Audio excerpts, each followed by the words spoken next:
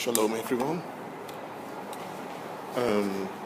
As I mentioned before, I'm not that often on YouTube these days, but from time to time I will check. I will check out. There's some censorship going on YouTube, so I don't receive all the comments and all the messages. So if you sent a message and still didn't receive an answer from me, it can't be that I never received it. Okay. Anyway, apart from that, I want to talk with you about rage now. And well, this is where I'm heading with this, because I'm not planning to make this video that long. When you look at society as a whole, and when you look at the traditions, the cultures, and all those stuff folks hold on to without questioning them, what you will find, a bit noisy around here, so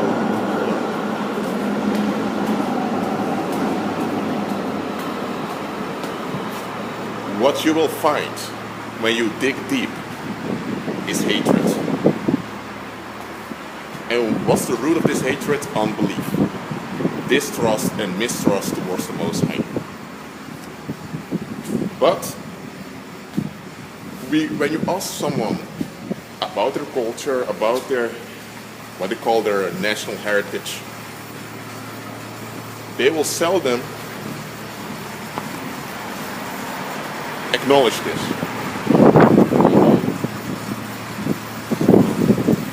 I'll head towards there. They will seldom admit it because most people are not aware of it. There is this thing called the totem, or just totem is a Latin word. And what's a totem? Well, hold on. Let me be, yes, it's a bit more quiet here, praise the Lord. A totem is a representation of the anger and the frustrated emotions of a population. And this representation takes a form of an animal. So, for example, a horse can take off at a high speed. That's why ancient civilizations used horses to transport goods and messages. In that time, you did not have trains nor airplanes, so they used horses. So, if they wanted to compare a situation that involves speed, they would say, he is fast as a horse, or he's like a horse. Why? It's a symbolic representation of the qualities someone has. Okay, let me sit down here. I enjoy making my videos in public. Okay. Now look. That's what a totem is. A representation of frustrations, anger, and repressed emotions, and the representation is the symbol of an animal. That's why throughout all civilizations you will see they have some kind of animal that represents that culture, that represents that community. But now, there's more behind it. The totem has to be acted out by an individual. Because the totem is a representation of what's down inside the community. But it's something they don't want to talk about, because they know it's something ugly.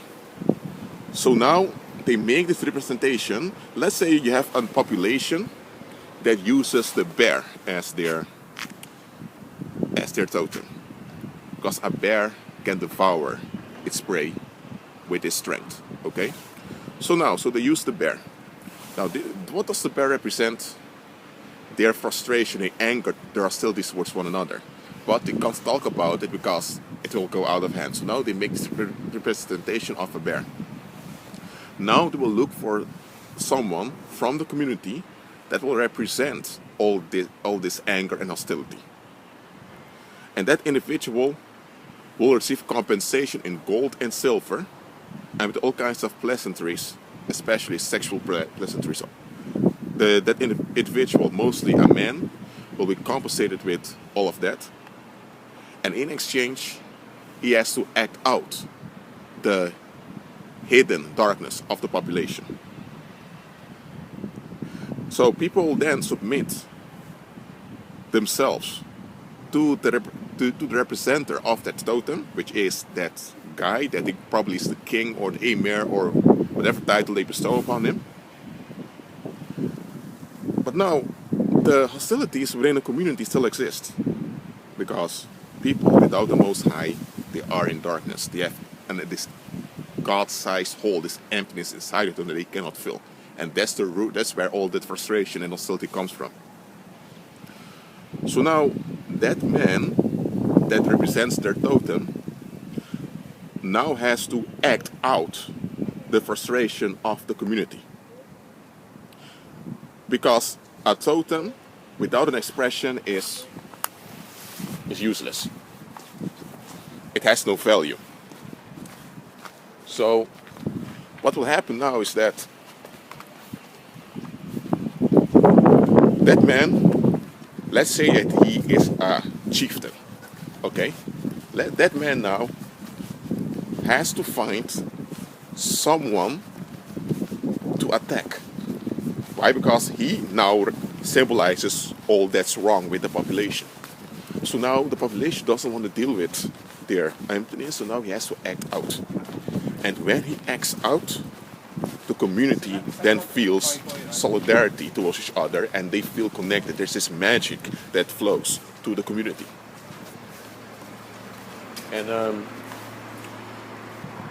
so let's say this chieftain now find some fault with some other tribe nearby. And now, that other tribe also has the same system. So both chiefs understand what's going on, and they talk with each other. They decide, well, we need to act out some rage just to keep people from getting off at each other. So both chieftains decide, okay, in springtime next year, there's going to be war. Prepare your men, make the swords and everything. There's going to be a fight. And those two chieftains, they already decided what the outcome will be and what compensation will be. But the population is not aware of it. Now you have what we call the government.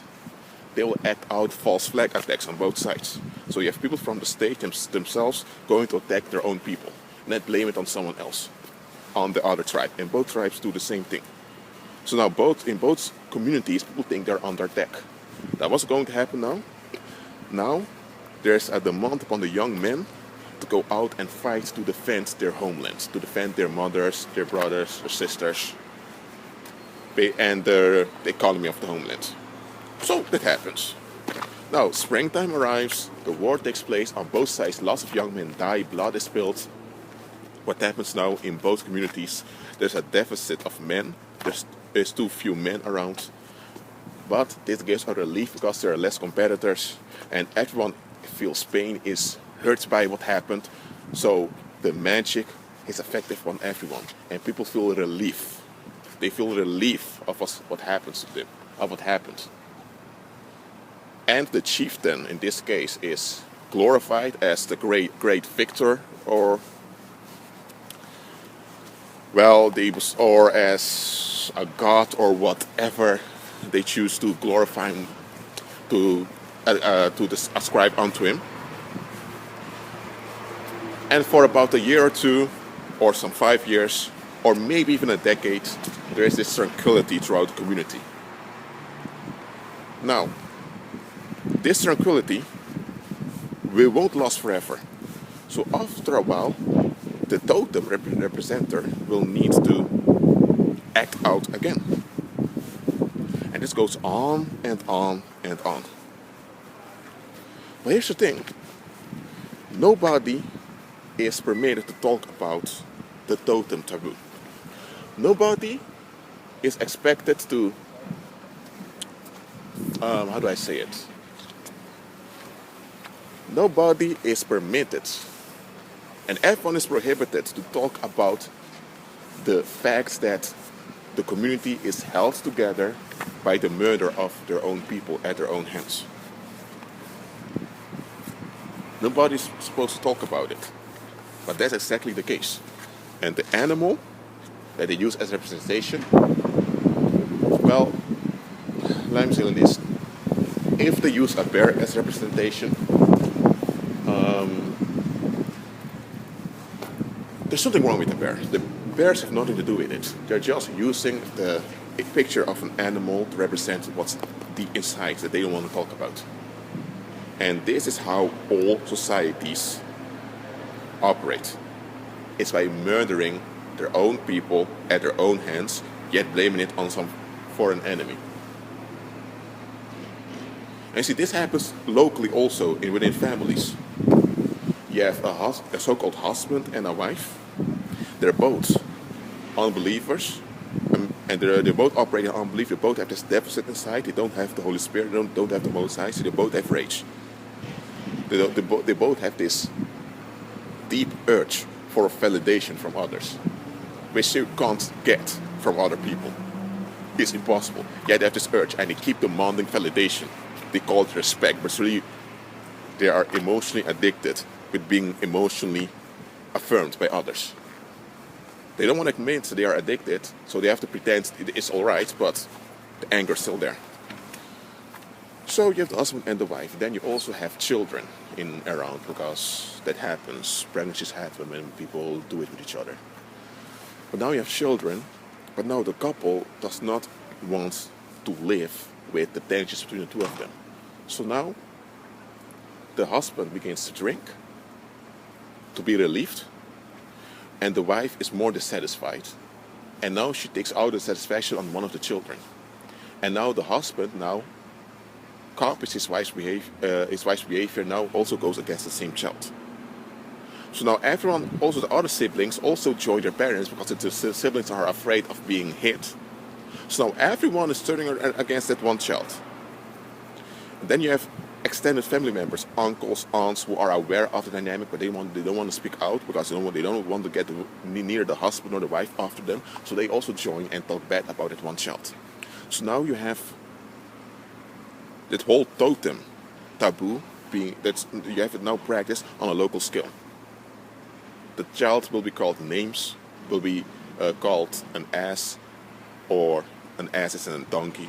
Donkeys are often slow when they're sporting goods. That annoys people that are impatient. That's why in English you have the expression, you're such an ass.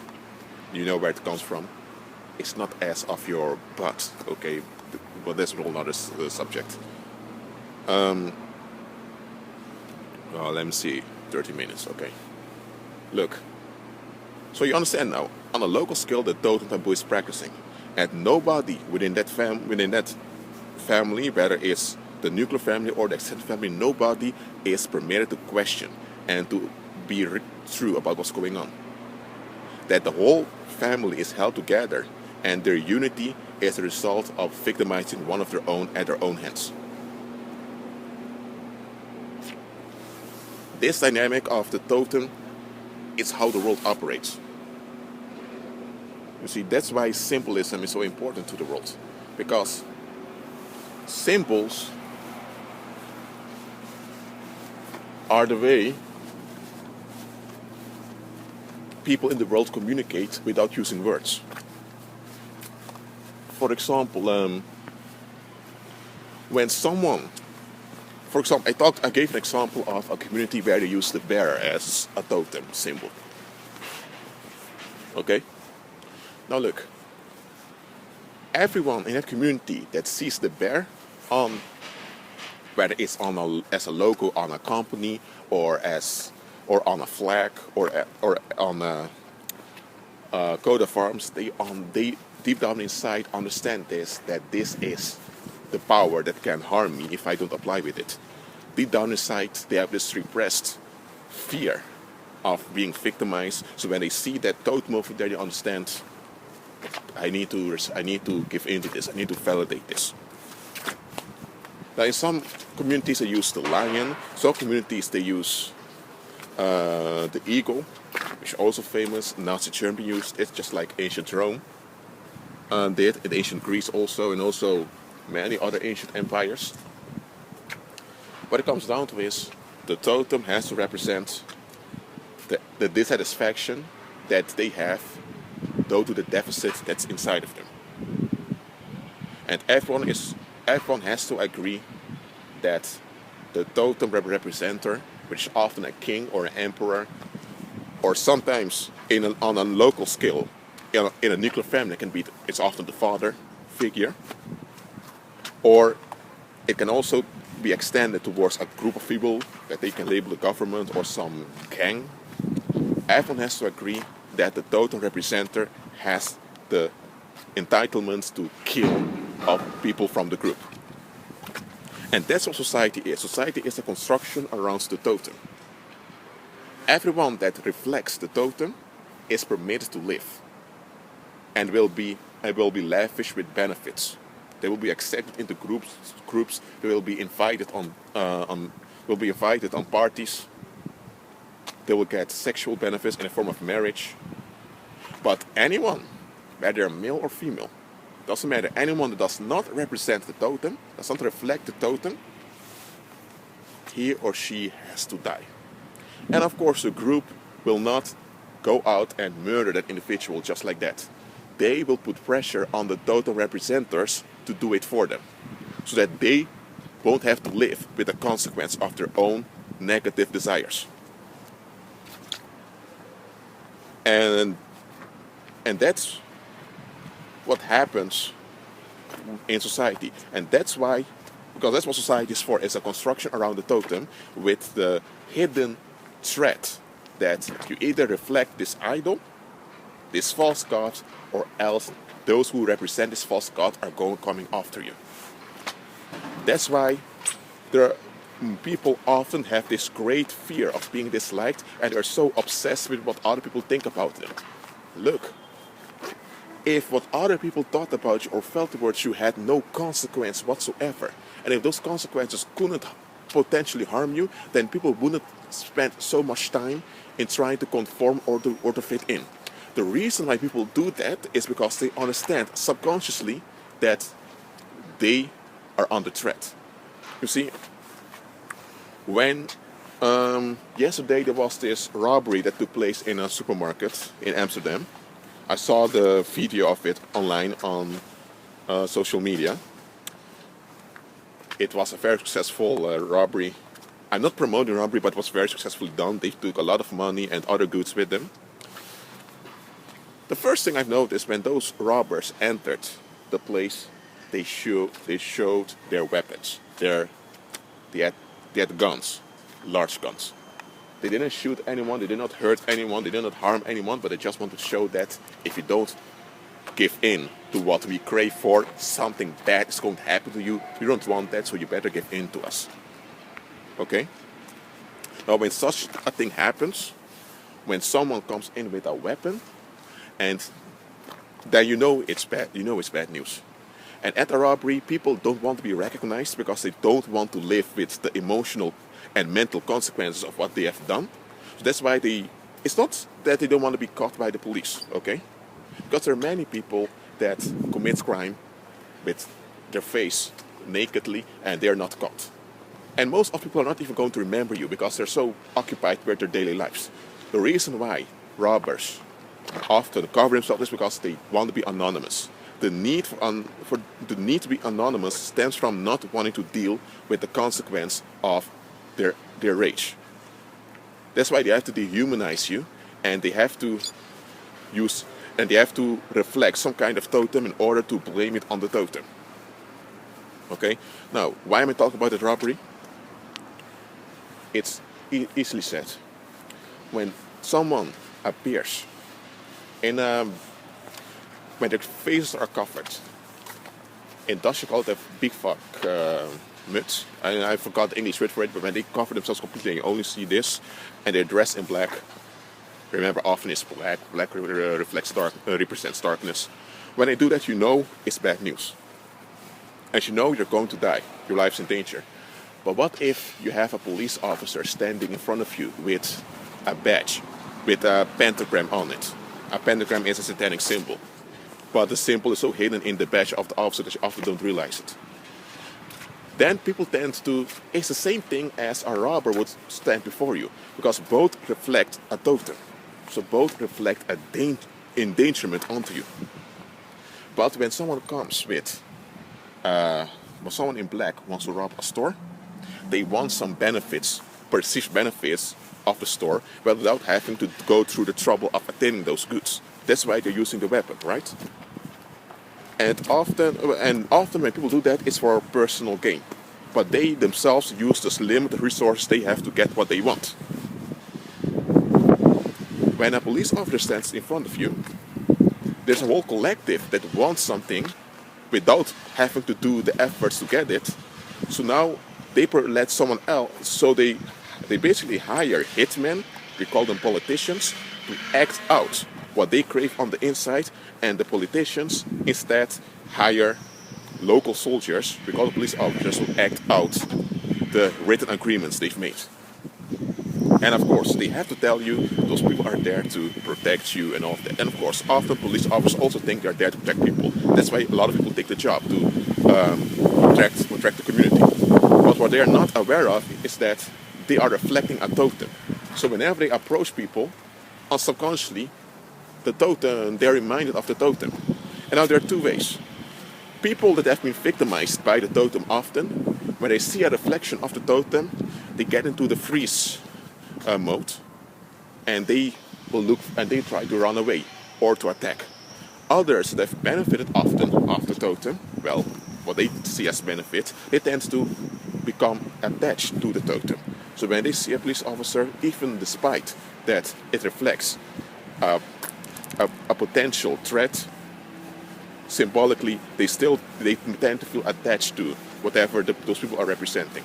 They're not attached to the human beings itself, they are attached to the police officers or what they represent. That's why when you become a police officer, you have to give an oath. You have to open yourself spiritually to the written agreements of the government. And most officers don't question why they have to do it. But that's why, because in order to reflect a totem, you have to give permission to those demons to work through you. Now, am I saying now that, am I making a judgment about all police officers now? No, I'm not doing that. I'm just explaining to you how this works. Well, the video is still long after all, but I don't care. Look. This secret totem taboo is something that all societies want to cover as much as possible. Namely that the community remains joyous as one, not by their cohesion to make collective agreements that exists, but the societies may even admit that, but they will never tell you how that magical bond came into existence, namely by practicing human sacrifice on their own members. You see, it's only when an individual reaches what they call adulthood that an individual begins to really understand how things work. But at the time when this happens, that individual is already involved very much into the community, that more than likely they will conform. That's why throughout all cultures you have what they call a passage rite.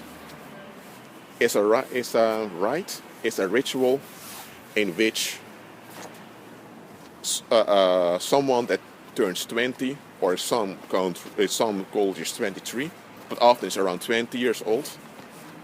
And the Western world brought it to 18 years old. Some societies even brought it to 16 years old. They have this celebration this ceremony that they conduct, in which the member of that community now has to give up who they were, and they have to become a copy of what the totem desires. It's a ritual in which the member is being told clearly, you now understand the secret of what holds us together, and you have to conform to the totem. That's the message that's been brought over to the attendee, and the one upon which the ceremony is conducted. And so after this ritual has been done, you are now considered and expected, or best said demanded, to act out the totem. then you are an adult. That means that before you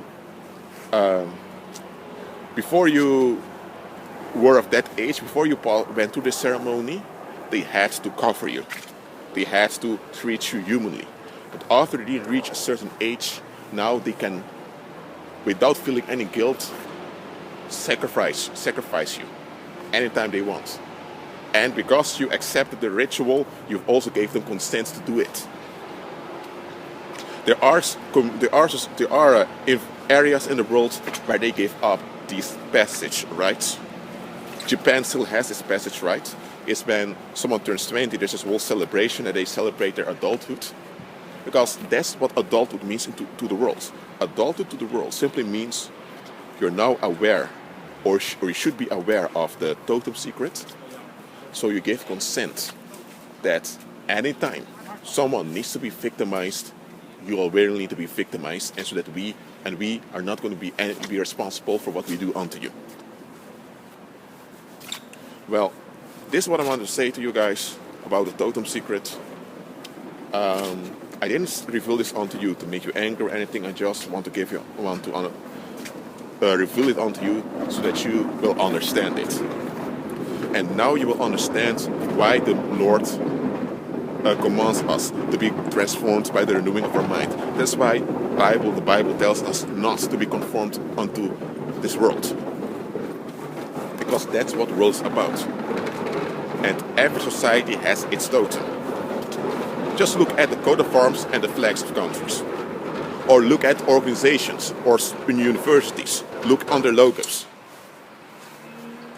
Those symbols are all around. But most people just don't pay attention to it. Or they willingly ignore it. And they don't ask questions. Well, that being said, you all, I have to go now. May the grace of Jesus Christ be with you. Shalom.